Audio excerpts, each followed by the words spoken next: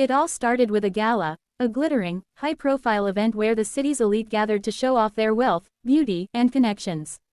The kind of evening where champagne flowed endlessly, and the air buzzed with quiet competition masked as polite conversation. At the center of it all was a man named Adrian Kane, a self-made CEO whose sharp mind and relentless drive had built one of the fastest-growing tech companies in the country. He wasn't just rich, he was powerful, influential, and, to many, untouchable. But tonight wasn't just another networking opportunity. It was personal. The gala was being hosted by his ex-girlfriend, a woman named Vivian Clark, an heiress known for her charm, elegance, and a social circle that could open doors in every industry. Their breakup had been messy, whispered about in business circles, and the rumor mill claimed that Vivian had replaced Adrian almost instantly with someone even more wealthy. This gala, in her mind, was her victory lap, a chance to parade her new life in front of him.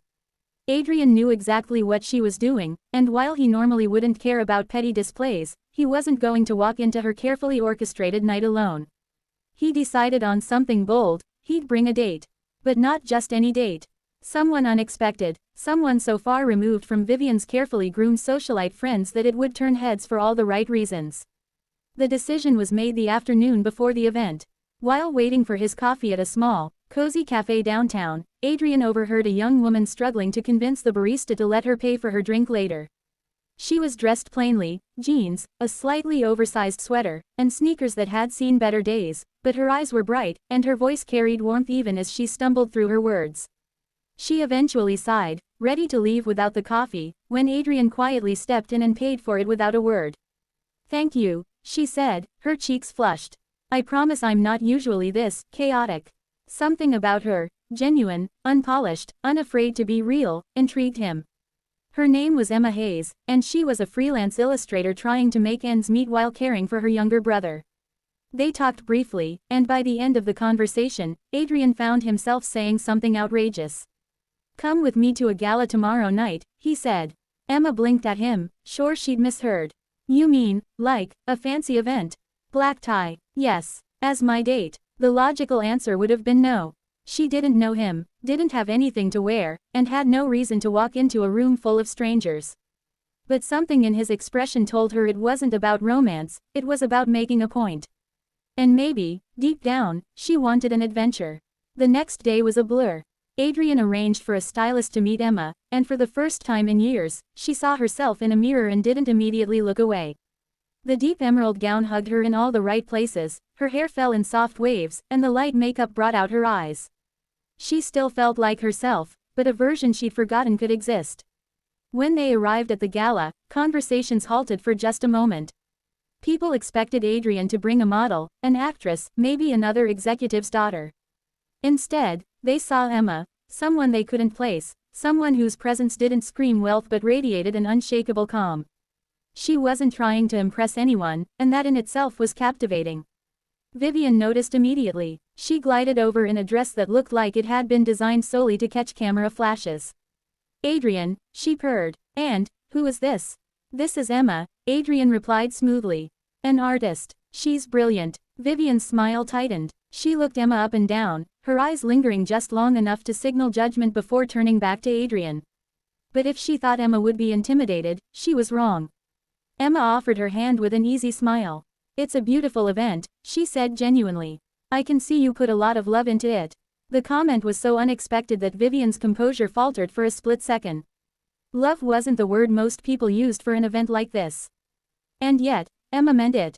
As the night went on, something remarkable happened. While the other guests clustered in their own elite circles, Emma wandered, asking people about their work, their families, their passions. She listened, not just waiting for her turn to speak, but truly listening. A famous pianist ended up sharing his struggles with stage fright. A business tycoon told her about his mother's garden. A young heiress confessed she wanted to study architecture but was scared of disappointing her parents. Emma's warmth drew out the human side of everyone she spoke to. Adrian, watching from a distance, realized that this was why he'd asked her to come, not just to make Vivian jealous, but because Emma had something rare. In a room full of people obsessed with status, she valued connection. The turning point came when the charity auction began. Vivian had arranged for a rare diamond necklace to be the centerpiece of the bidding war, expecting it to be the highlight of the evening. But when the microphone was offered to the crowd, Emma, without planning to, stood up and asked if she could say something. "I'm not part of this world," she began, her voice steady. "I don't have fortunes to bid or family names to protect. But I do know what it's like to need help and to receive it from unexpected places. Tonight's auction is for a good cause, but it's also a reminder that generosity isn't measured by the size of your bank account, it's measured by the heart behind it." There was a pause, and then the applause started. Not polite, restrained clapping, genuine applause. People who had been coldly exchanging pleasantries all evening were now smiling, leaning in, whispering to each other. And when the bidding began, it was more spirited than ever. By the end of the night, Vivian's carefully orchestrated dominance had cracked. People were talking about Emma, not her dress or her connections. Even the society columnist who covered the gala wrote that the most captivating woman in the room wasn't a socialite, but a stranger whose sincerity shone brighter than the diamonds on display.